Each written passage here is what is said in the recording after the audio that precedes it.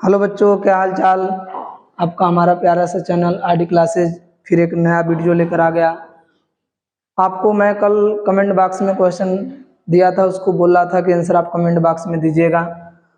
आप लोग उस प्रश्न का जवाब अभी बहुत लोगों को तो नहीं दिए हैं। अभी मैं उस प्रश्न का जवाब देता हूँ, आप उसको ध्यान से समझिएगा।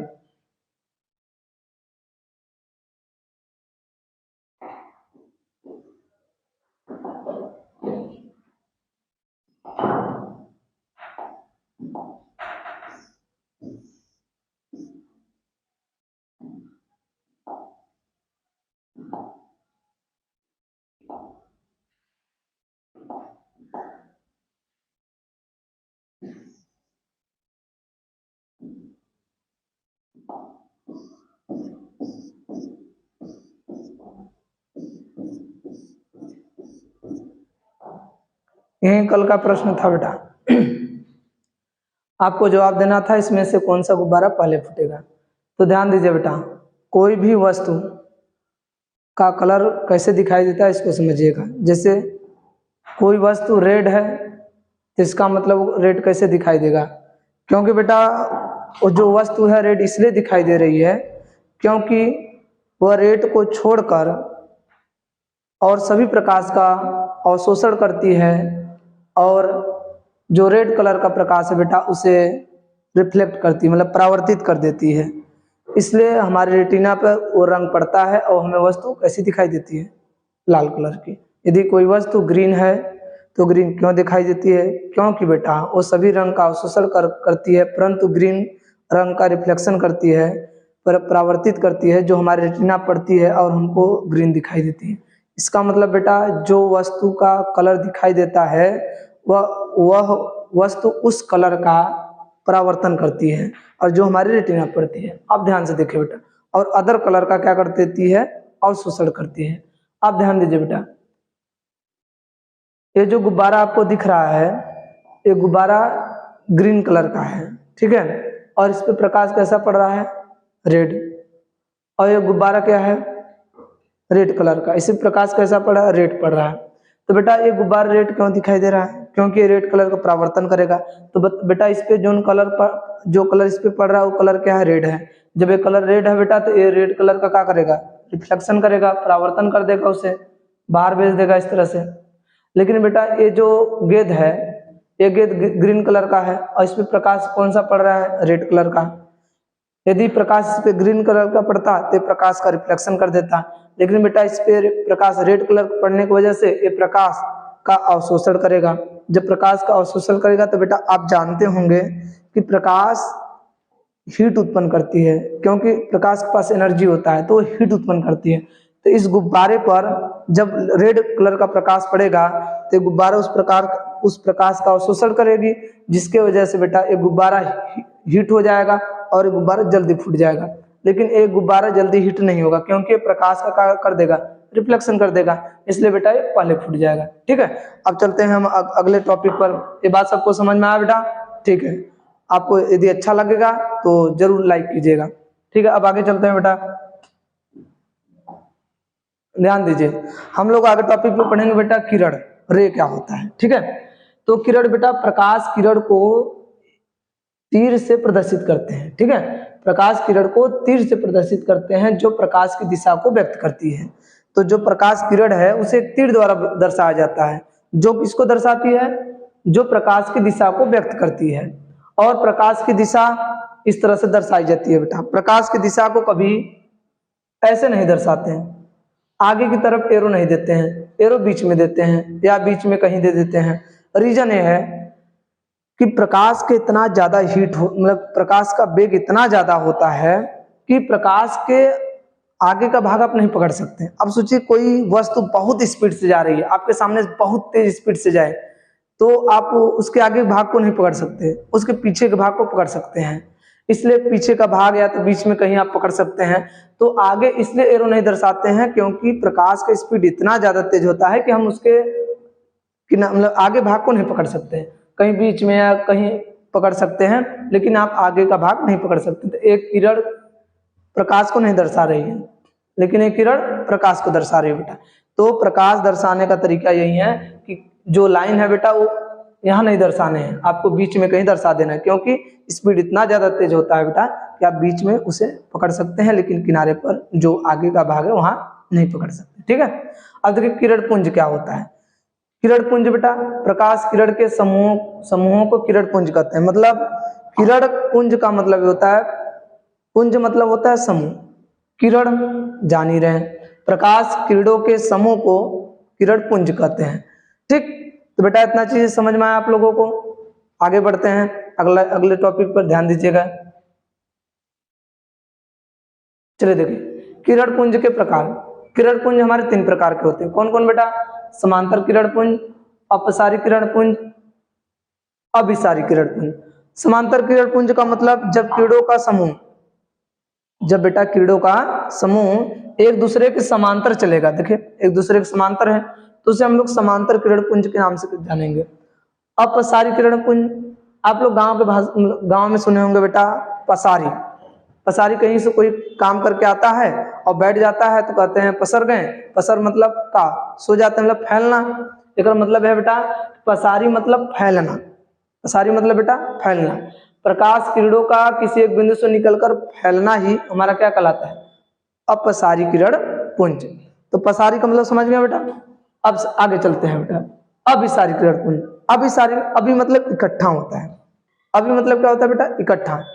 सारी किरणें जिस बिंदु पर इकट्ठा होती हैं, देखें जब किरणों का समूह किसी एक बिंदु पर इकट्ठा होने लगी तो उसे हम लोग किस नाम से जानेंगे? अभिसारी किरण पुंज। तो बेटा आप लोगों को समझ में आया किरण पुंज क्या है? किरणों के समूह को किरण पुंज कहते हैं। किरण पुंज कितने प्रकार के होते हैं? 3 प्रकार के होते हैं। समांतर किरण पुंज, अपसारी किरण पुंज, अभिसारी किरण पुंज। समांतर किरण पुंज का मतलब जब किरणों का समूह एक दूसरे के समांतर चल रहा होगा उसे हम समांतर किरण पुंज कहेंगे। अभिसारी किरण पुंज का मतलब, अपसारी किरण पुंज का मतलब जब किरणों का समूह किसी एक बिंदु से निकलकर फैलता रहे उसे हम लोग कहेंगे अपसारी किरण पुंज। अभिसारी किरण पुंज का मतलब बेटा जब किरणों का समूह किसी एक बिंदु पर मिलता रहे तो उसे हम लोग कहेंगे अभिसारी किरण पुंज। तब बेटा आपको किरण पुंज समझ में आ गया होगा। ठीक है, अब आगे की ओर बढ़ते हैं बेटा, अगले टॉपिक पर आप ध्यान दीजिएगा। देखिए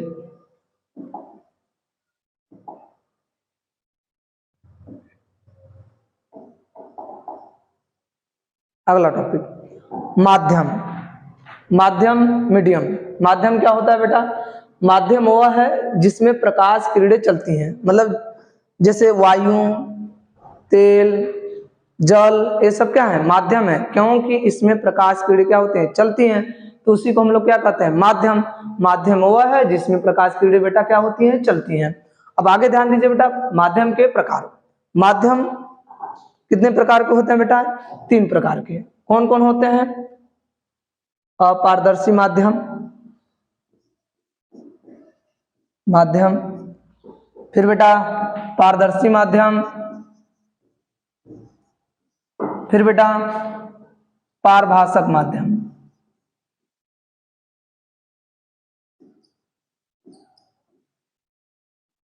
ठीक, माध्यम कितने प्रकार के होते हैं? 3 प्रकार के।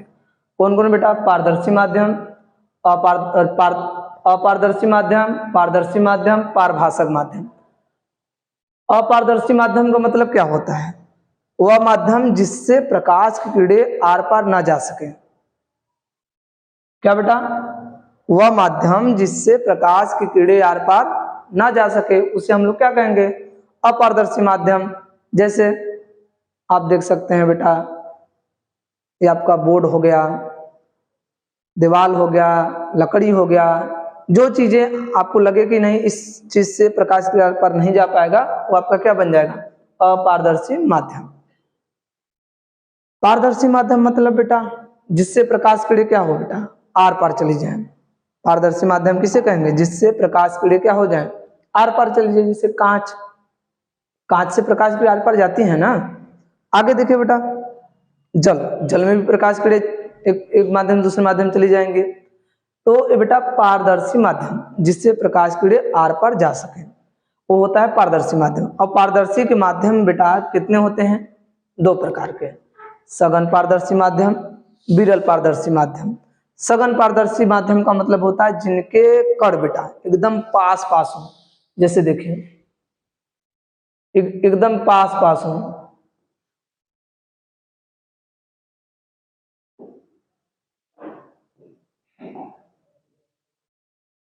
एकदम पास पास, वो आपके क्या होंगे, सघन पारदर्शी माध्यम। विरल पारदर्शी माध्यम मतलब जिनके कण बेटा दूर दूर हों, ठीक। सघन पारदर्शी माध्यम और विरल पारदर्शी माध्यम। सघन पारदर्शी माध्यम में माध्यम के कण पास पास होते हैं, विरल पारदर्शी माध्यम में माध्यम के कण दूर दूर होते हैं बेटा। वैसे कोई न विरल होता है न सघन होता है। विरल सघन तभी आप बता सकते हैं जब आप तुलना करेंगे। जैसे कोई व्यक्ति गोरा है, आप कैसे जानेंगे, जब आप उसका तुलना किसी व्यक्ति से करेंगे तब ना। आप कोई जैसे कोई व्यक्ति लंबा है, कैसे जानेंगे, आप किसी से तुलना कीजिए। इसका मतलब कोई माध्यम सघन है या विरल है, आप कैसे बता सकते हैं, आपको तुलना करना पड़ेगा तब आप बता सकते हैं कि वो माध्यम सघन है, वो माध्यम विरल है। जैसे वायु और जल, अब मैं खुद खाली इतना पूछूं, बताइए बेटा वायु सघन है या विरल, तब पूछेंगे किसके तुलना में। तो बेटा मैं पूछूं कि जल और वायु में से कौन सघन है कौन विरल है, आप देखिए आप बता सकते हैं। आपका जो वायु है वो आपका क्या हो जाएगा, विरल हो जाएगा, जो आपका जल है वो क्या हो जाएगा, सघन। इसका मतलब आप बिना तुलना का नहीं बता सकते हैं कौन सघन है कौन विरल है। तो मतलब केवल एक माध्यम की बात किया जाए तो केवल एक माध्यम न सघन होगा न ही विरल होगा, ठीक। अब आगे बढ़ते हैं बेटा, समझ में आया होगा आप लोगों को, ठीक। अब आगे देखिए पारभाषक माध्यम। पारभाषक माध्यम का मतलब जिससे प्रकाश की किरणें आंशिक रूप से आर पार जाए, मतलब वह माध्यम जिससे प्रकाश की किरणें आंशिक रूप से आर पार जाए बेटा, वो हमारा क्या होता है, पारभाषक माध्यम। जैसे गंदा जल, उससे प्रकाश की किरणें आंशिक रूप से आर पार जाती हैं। जैसे तेल लगा हुआ कागज, उससे भी प्रकाश की किरणें आंशिक रूप से आर पार जाती हैं। और जैसे बेटा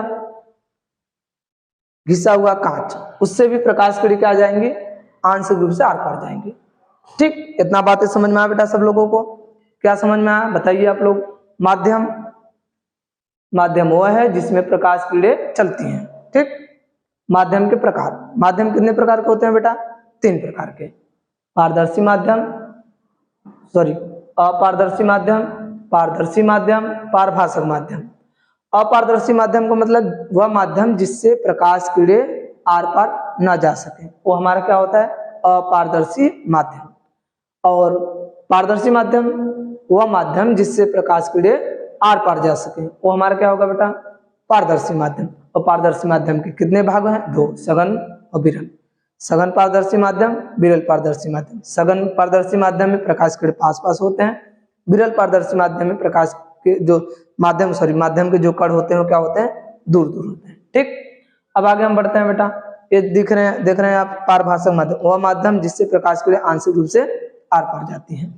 एग्जाम्पल आपको मैं बता दिया, ठीक है। अब आगे बढ़ते हैं, चलिए ध्यान दीजिएगा। देखें परावर्तन, अब समझिए बेटा परावर्तन क्या है। जब कोई प्रकाश की किरण किसी अपारदर्शी चिकने तल पर पड़ती है तो वह उसी माध्यम में वापस लौट जाती है। प्रकाश की इस घटना को प्रकाश का परावर्तन कहते हैं। मतलब जब भी कोई प्रकाश की किरण बेटा, जब भी कोई प्रकाश की किरण किसी चिकने अपारदर्शी तल पर, मतलब वो चिकना रहे और अपारदर्शी, मतलब जिससे आर पार प्रकाश की किरणें ना जा सके। तो देखिए ये अपारदर्शी चिकना तल है और इस पे जब प्रकाश की किरणें पड़ेगा तो प्रकाश पुनः उसी माध्यम में वापस लौट जाएगा। जब प्रकाश पुनः उसी माध्यम में वापस लौट जाएगा बेटा, तो ये प्रकाश का जो घटना है ये हमारा क्या कहलाएगा, प्रकाश का परावर्तन। क्या कहलाएगा बेटा, प्रकाश का परावर्तन। अब आगे समझिएगा, देखिए प्रकाश के परावर्तन में ध्यान दीजिए बेटा। जब ये प्रकाश की किरण बेटा यहाँ पर पड़ा, जैसे मान लीजिए मैं एक इस तरह से समतल बना लिया जो अपारदर्शी है, समतल तल है जो कैसा है बेटा, अपारदर्शी है। जैसे बेटा यहाँ प्रकाश किरण पड़ता है, जैसे ही यहाँ प्रकाश किरण पड़ता है, जहां प्रकाश किरण पड़ता है वहीं पर हमारा आपतन बिंदु मिलता है बेटा। कौन सा बिंदु, आपतन बिंदु। ये तब आपका क्या हो गया, आपतन बिंदु। वैसे आप बता नहीं सकते, जैसे मान लीजिए ये समतल तल है अब बताइए इसमें कहाँ आपतन बिंदु है, बता सकते हैं? नहीं बता सकते हैं। रीजन क्या है? क्योंकि अभी आपको पता ही नहीं है कि प्रकाश किरण कहाँ आपतित हुआ है। जब तक आपको पता न चले कि प्रकाश किरण कहाँ आपतित हुआ है, तब तक आप नहीं बता सकते हैं बेटा कि आपतन बिंदु कहाँ है। ठीक है, आगे देखिए, ये प्रकाश किरण जैसे ही यहाँ पड़ेगा बेटा, ये आपको क्या मिलेगा? आपतन बिंदु। आपतन बिंदु से बेटा एक लंब खींचेंगे। ठीक है, आपतन बिंदु से एक लंब खींचेंगे इस तरह से। जो बेटा ये जो लंब है वह इस तल के साथ बेटा, जो ये लंब है वह इस तल के साथ, इस तल के साथ, ये जो तल है इसके साथ 90 अंश कोण बनाती है। कितना बेटा? 90 अंश कोण बनाती है। तो बेटा जब भी हम अभिलंब खींचेंगे, मतलब नॉर्मल खींचेंगे, वो अभिलंब जिस तल पे खींचा जाएगा उस तल के क्या होना चाहिए? अभिलंबवत होना चाहिए, मतलब उस तल के साथ वो 90 अंश कोण बनाना चाहिए। आप पहले आपतन बिंदु मिलेगा। आपतन बिंदु कैसे मिलेगा? जहां प्रकाश किरण पड़ेगा वो आपका आपतन बिंदु हो जाएगा। उस आपतन बिंदु से स्पर्श कर, मतलब एक लाइन खींच देंगे। अभिलंब जो उस तल के साथ 90 अंश कोण बनाता रहे वो हमारा अभिलंब बन जाएगा बेटा। ये देखिए, ये आपका नॉर्मल हो गया अभिलंब। तो बेटा ये जो आपतित किरण है इस अभिलंब के साथ जो कोण बनाती है उसे हम लोग कहते हैं आई। क्या कहते हैं बेटा? आई। तो जितना एंगल ये बनाकर आती है इस अभिलंब के साथ, उतना ही एंगल बना के बेटा ये इस तरह दूसरे तरफ चली जाती है। उतना ही एंगल बना के दूसरे तरफ चली जाती है। बात समझ में आया? उतना ही एंगल दूसरे तरफ बना के चली जाती है बेटा। ये एंगल हमारा क्या होता है? आर। ठीक, तो बेटा आपको समझ में आना चाहिए। पहले क्या होगा? जब प्रकाश किरण किसी चिकने अपारदर्शी तल पे पड़ता है तो प्रकाश किरणें परावर्तित हो जाता है। देखिए, पड़ता है तो वह उसी माध्यम में वापस लौट जाता है। प्रकाश की इस घटना को प्रकाश का परावर्तन कहते हैं। तो बेटा जैसे ही प्रकाश यहाँ पड़ा तो आपको क्या मिल गया? आपतन बिंदु। इस आपतन बिंदु से आप क्या खींचेंगे? अभिलंब, और वो अभिलंब उस तल के साथ 90 अंश कोण बनाता रहे बेटा। तो देखिए अभिलंब इस तल के साथ 90 अंश कोण बना रहा है। तो बेटा ये आपतित किरण इस अभिलंब के साथ जो कोण बनाती है उसे हम लोग कहते हैं आई। और ये जो परावर्तित किरण है इस अभिलंब के साथ जो कोण बनाती है बेटा उसे हम लोग कहते हैं आर। तो आपको समझ में आया होगा बेटा परावर्तन क्या है। अब हम आगे पढ़ेंगे परावर्तन ला, मतलब परावर्तन के नियम। परावर्तन के नियम बेटा ध्यान दीजिएगा। परावर्तन के नियम, सॉरी,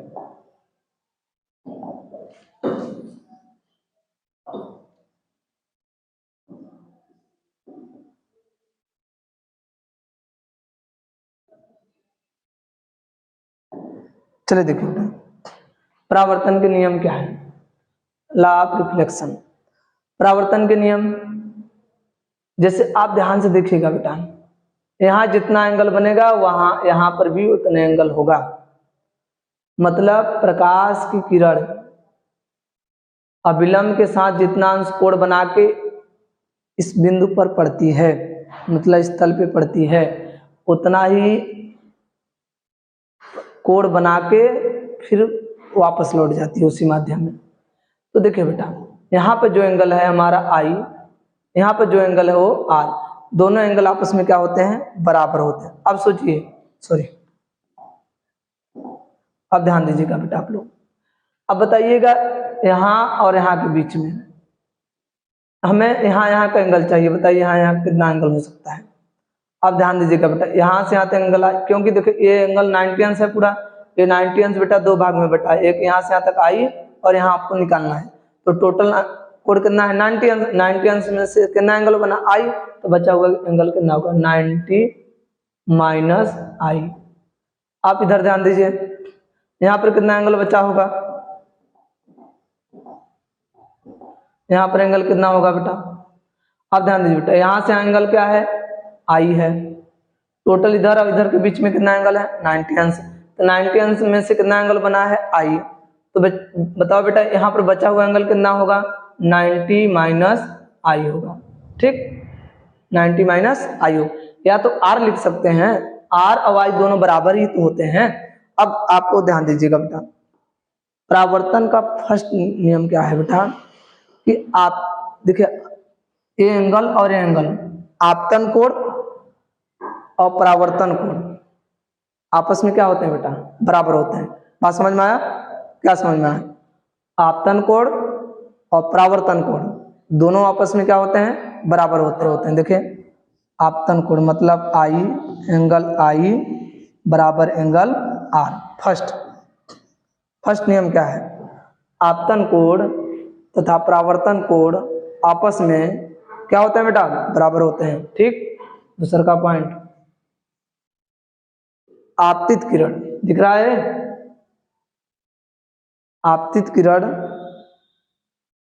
परावर्तित किरण, ठीक, आपतित किरण परावर्तित किरण तथा आपतन बिंदु। देखिए इसे हम क्या कहते हैं बेटा, आपतन बिंदु। अभी पिछले हम समझाए आपको, आपतित किरण, पहले आप इसका नाम लीजिए आपतित किरण, फिर इसका नाम लीजिए परावर्तित किरण। ठीक, आपतित किरण परावर्तित किरण तथा ये क्या है आपका, आपतन बिंदु। आपतित किरण परावर्तित किरण तथा आपतन बिंदु पर खींचा गया अभिलंब, इसे हम क्या कहेंगे बेटा, अभिलंब। क्या कहेंगे, अभिलंब। अभिलंब। आपतित किरण इंसिडेंट रे से कहते हैं।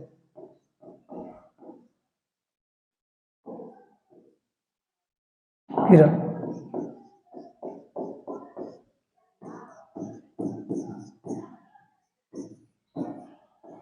परावर्तित किरण कैसे बोलेंगे आप लोग बेटा, दूसरा का, आपतित किरण परावर्तित किरण तथा आपतन बिंदु, क्या कहेंगे बेटा, आपतन बिंदु पर खींचा गया अभिलंब तीनों एक ही तल में होते हैं। फर्स्ट क्या था बेटा बताइए, आपतन कोण तथा परावर्तन कोण बराबर होते हैं, फर्स्ट। सेकंड क्या था, पहले इसका नाम आपतित किरण परावर्तित किरण तथा ये क्या है, आपतन बिंदु पर खींचा गया अभिलंब तीनों एक ही तल में होते हैं। समझ में आ सबको बेटा? ठीक, आज के लिए इतना ही। अब अगला वीडियो में आपको चर्चा करें। ठीक, ओके बाय, थैंक यू बेटा।